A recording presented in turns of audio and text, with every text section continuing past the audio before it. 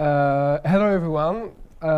So today I'm going to talk to you about one of a recent experiment I did on one of my projects, professional project, which is going to 100% of coverage on a Flutter app.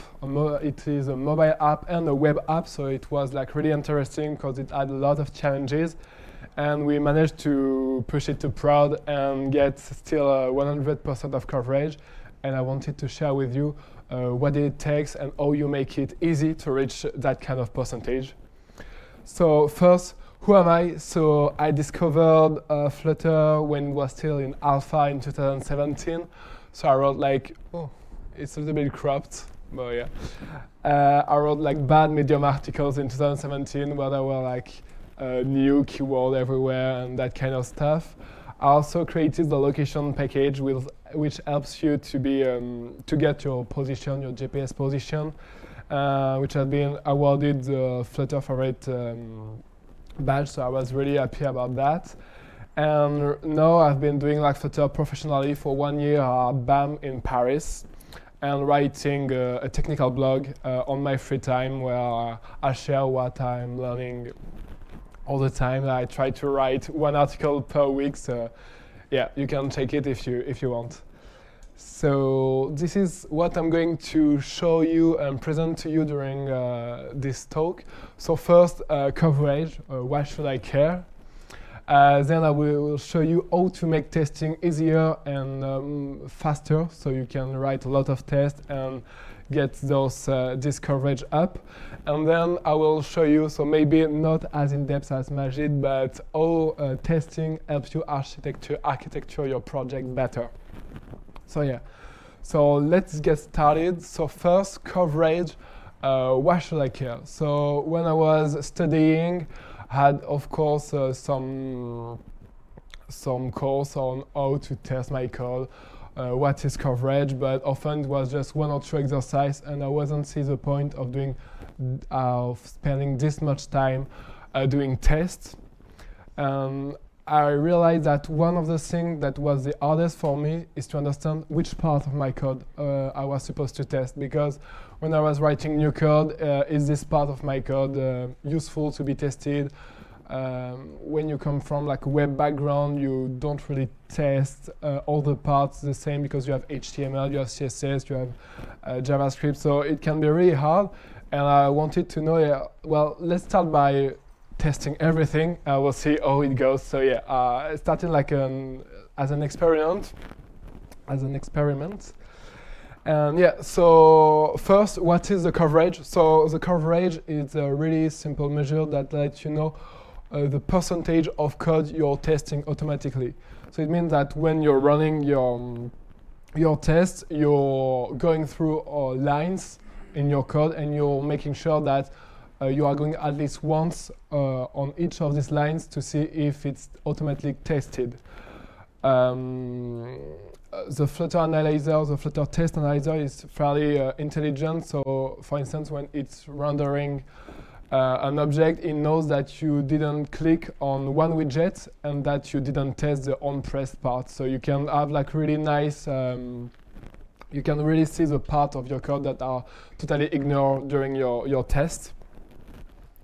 Of course, coverage, it's the main indicator. It's not a perfect indicator, but it's the main indicator to help you track down bugs automatically. It means that you write code, you have a high coverage, and if you're making a change to your code and that introduce a regression, hopefully, if you wrote your test properly, it will catch the problem, and you will have like the automatic test not passing. So you have to check, is it still the correct behavior I want?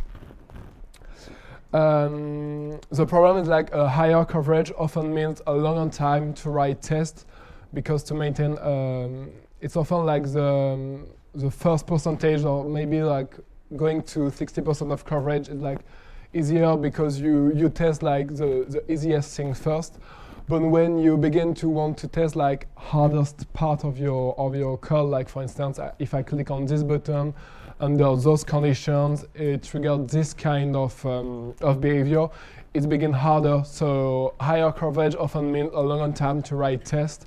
So this is something to keep in mind. Yeah, coverage also helps you understand edge cases. So this is part of you take a longer time to write tests, but once you begin to write a lot of tests, you can see that some part of your code will not be covered. So there may be edge cases that you haven't like really understood. Like for instance, I have, for instance, my user has an expired token, and is trying to get to one part of the page. Well, maybe coverage will help you see that this part is not like properly handled in your actual project. And finally, it helps you remove dead code. When you're trying to write, you don't have 100% coverage, and you're trying to write a test, and you understand that, okay, I never go to this part of my code. It's just because it's dead code. I should just remove it. So it helps you to keep your code clean.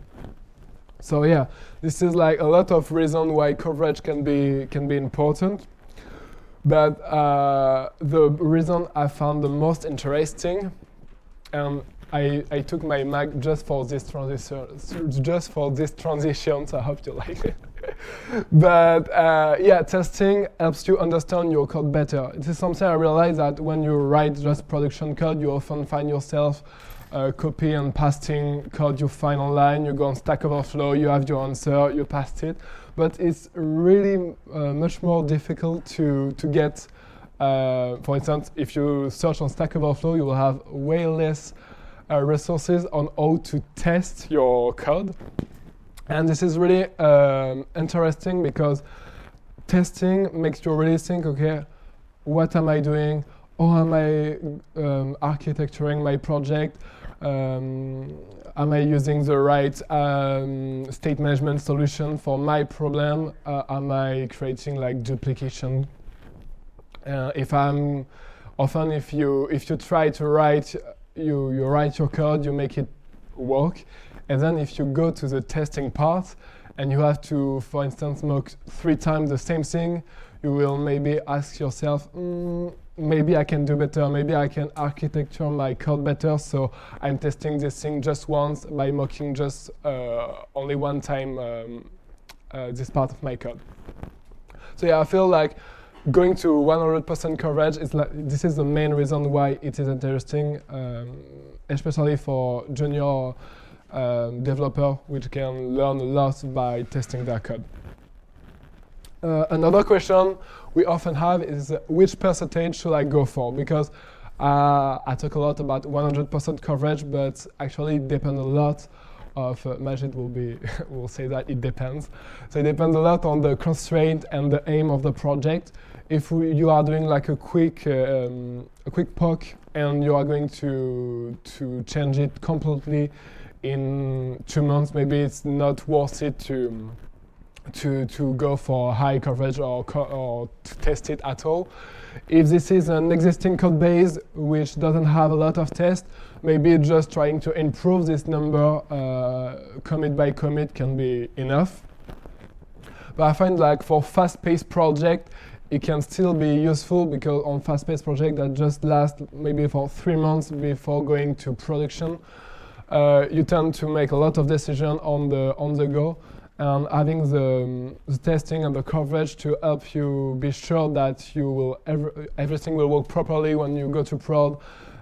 It helps reduce time when you have to do like a lot of manual testing, and you can be a lot more confident by testing your code. So yeah, even for fast-paced project, it can still be really useful to go for a high percentage, so maybe 80 or 90%.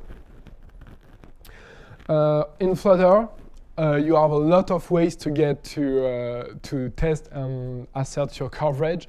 So the 2 packages I like to use a lot in VS Code is coverage gutters, which gets you like a little square in front of each line to see if this line is covered or not. You have the Flutter coverage package, which gives you an overview of all your project. And you have like this small snippet you can add in your VS Code configuration in launch.json. This is actually something that I discovered like fairly recently. But it adds, if you open like a test file, you will have like run and debug directly in VS Code, but you will have no option to just run this test and update coverage for this part. But this snippet adds this option, and you can customize a lot of VS Code run profile just like that. So really interesting. There is a lcov package that you can install on your Mac that will generate like a static HTML website that you can open and as color to see which part of your code isn't tested. And of course, you have CI tools. So there is like the popular, very good coverage package, like is a simple GitHub action that you can add that will check if your coverage is high enough.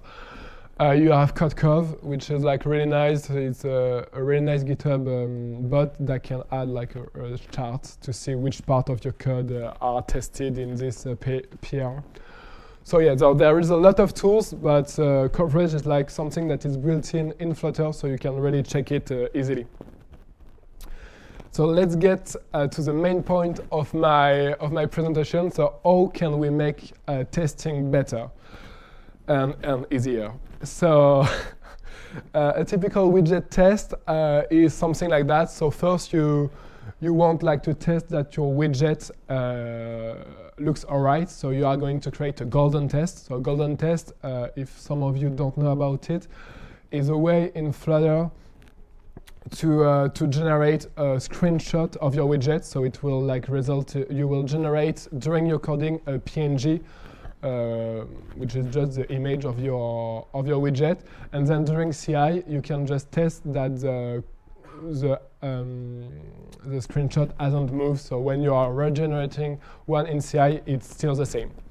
So first, you often need to inject your theme to be sure that the widget that you are trying to render is have every access to everything.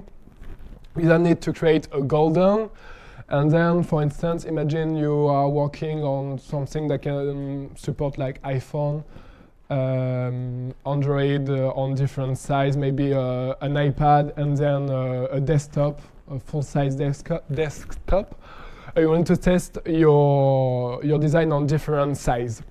So I will try to explain how each step can be made easier.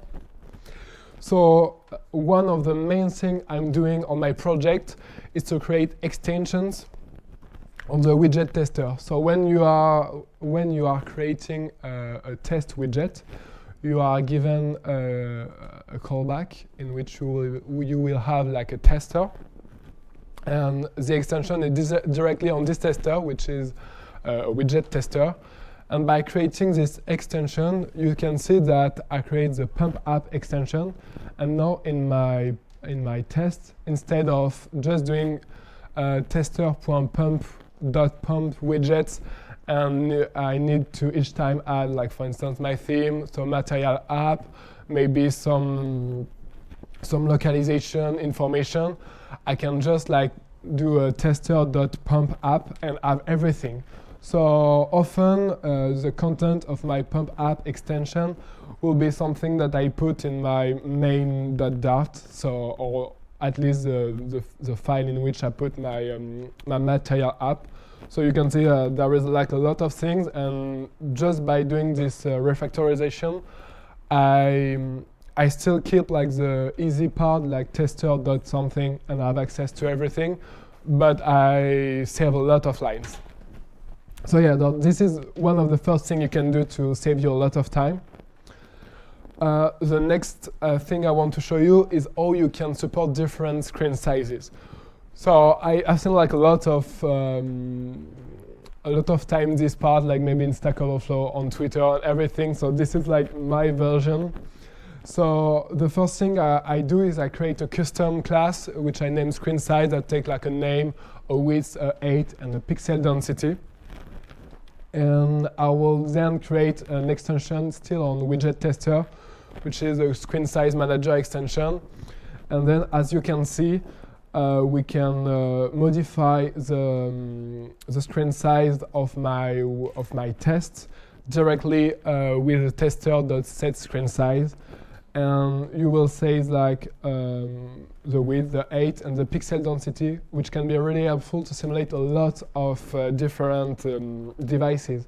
So at the top you have like the iPhone 11 Max, but for instance, if you agree with your client that you are going to test your app on iPhone X, a Samsung S22, and a desktop in 1920px, you can just add a list of devices to your responsive variant, and then you can create a custom test responsive widget that can be used exactly the same as a test widget.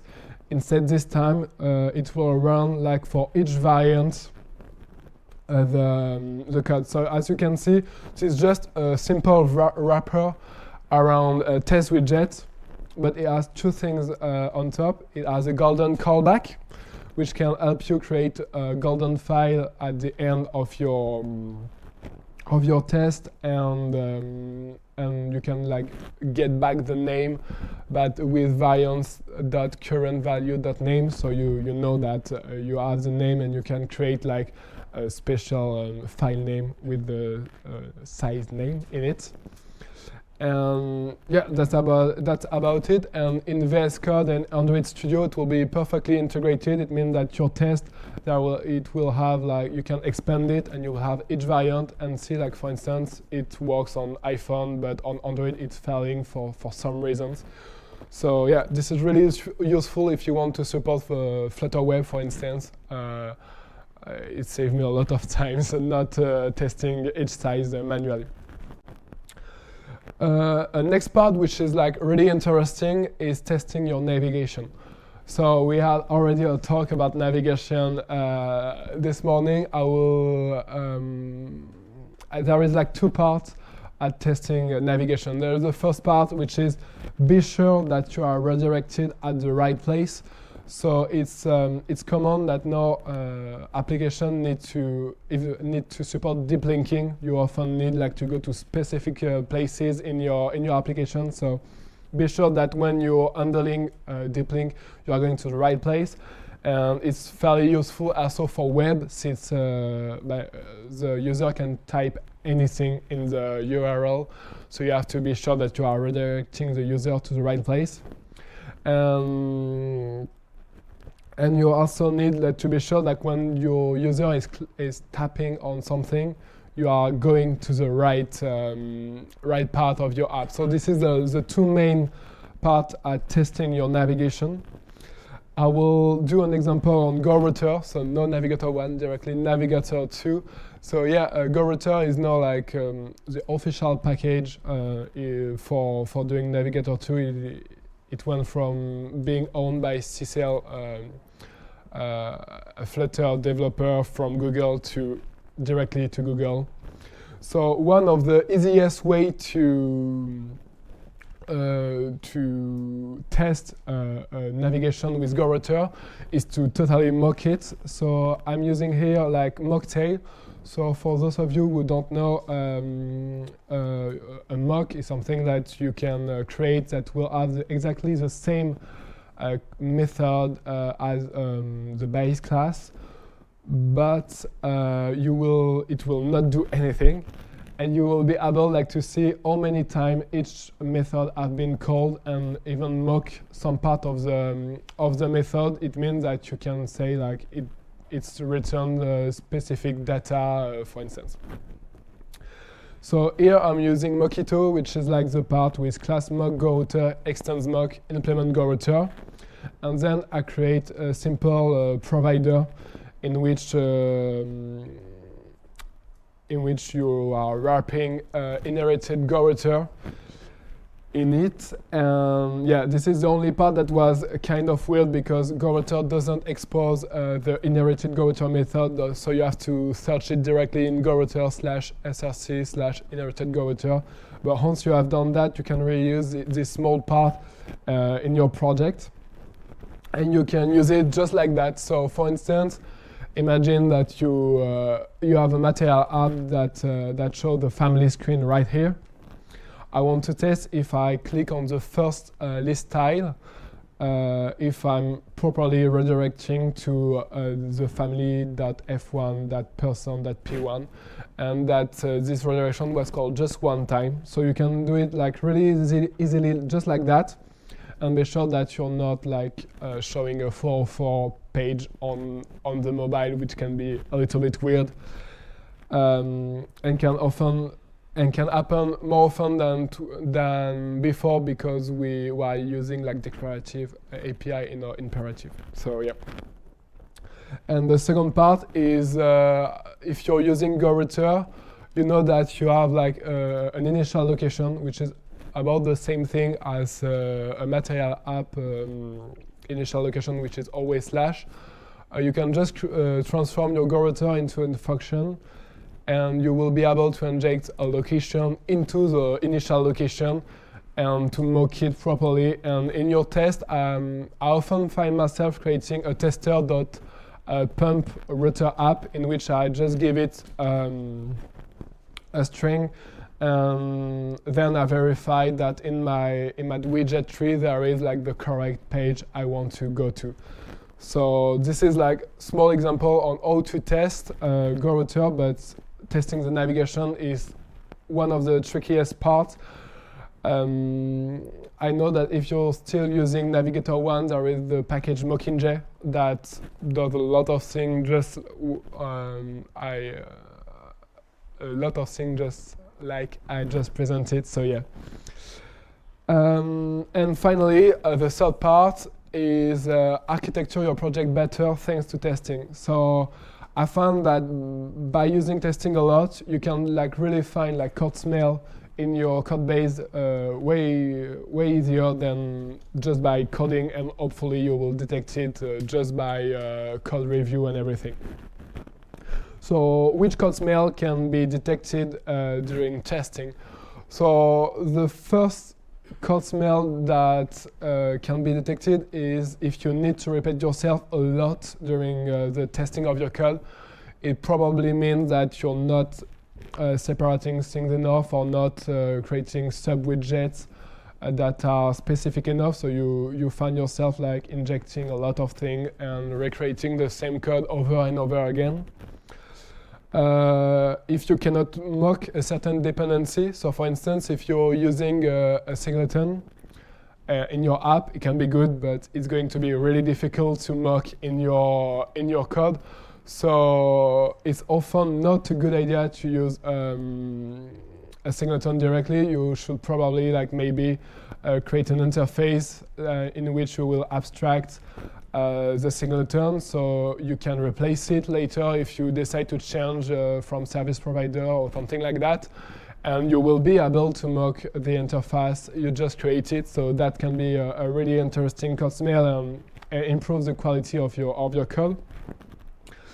Yeah, if you need to write a lot of mocks just for one test, so if you find yourself just to test like one widget, writing like, I don't know, 4 or 5 mocks, maybe it's time to separate things and say, okay, this is not going to be maintainable in the long term. Let's separate things and just have one test specific, so one widget specific to this part. And if you cannot test certain part of your code, so this is what I was talking a little bit earlier, but it's probably that maybe you have dead code, maybe you have edge cases that you haven't fully understood in your code. So yeah, that's a pretty big code smell. I will do like a quick example with Flutterblock to see a little bit how testing help us divide our business logic and really separate our business logic from our UI, which is like something that you can often see.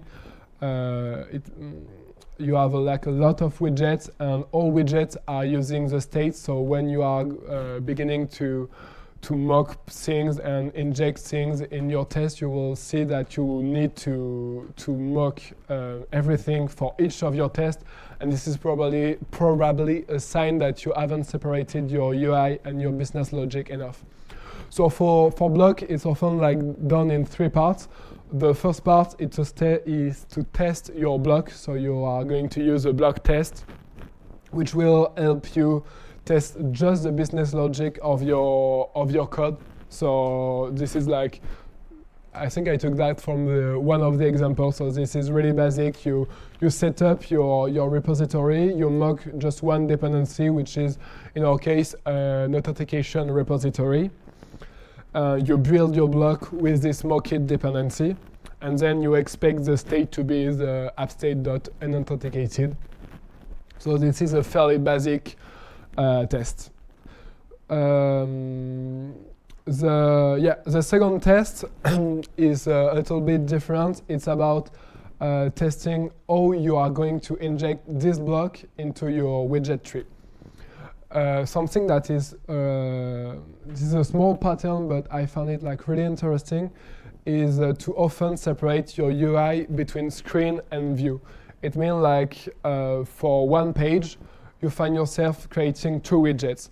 The first widget is responsible of injecting the block and getting all the repositories from the context, and the view widget is just the child of the screen widget, but it doesn't have to inject anything. It's just like reacting to the state.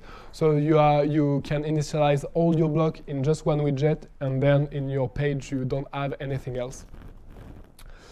So the screen inject block can qubit, and view is only responsible of displaying and reacting to changes.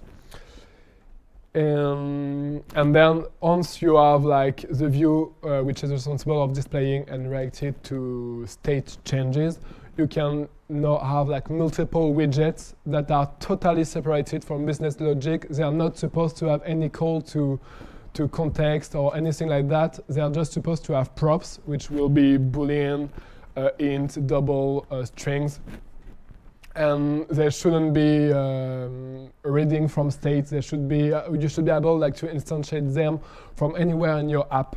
So that helps you like really separate. So the first test that you can see is a test widget that check that the app screen is rendering the app view. So when I'm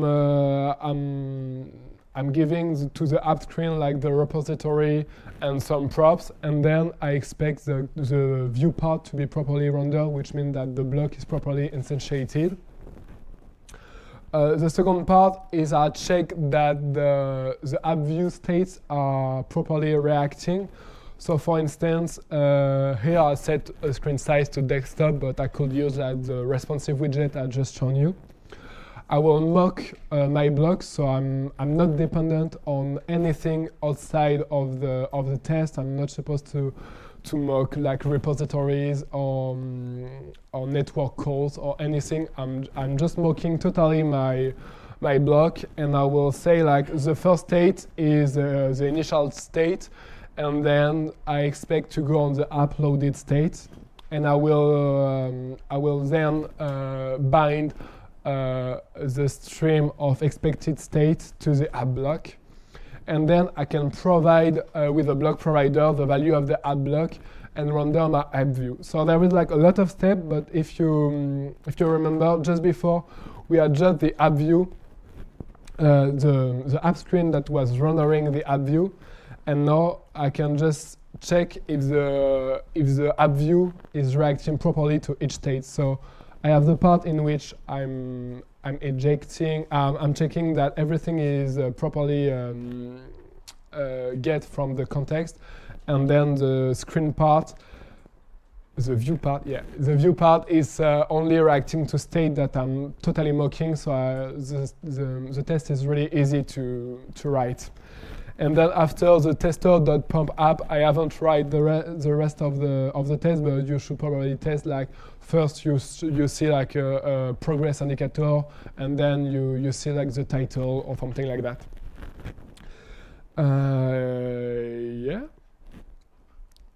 And so finally, since the title of the talk was 100% coverage, of course, 100% is never required for a project to be good. But I often find it really nice to say, like, for instance, we know that we are not testing our models, and we are going to add ignore coverage file to all of our models. So we will still get like 100% coverage, even though we know that this part of our app isn't tested. But it helps us like be more strict that we still have 100% coverage, and for the parts of the project that aren't covered, we need to have an explanation or decision on the team. So yeah, I often prefer to go for 100% coverage, and I know some part of my app aren't covered, than to go to 90, never being sure about, okay, I'm going to 90, 89, is it good enough? Should I go, which part of my code should I go back to 90? So yeah. And that's about it. So thanks for listening, and let's see if you have some questions.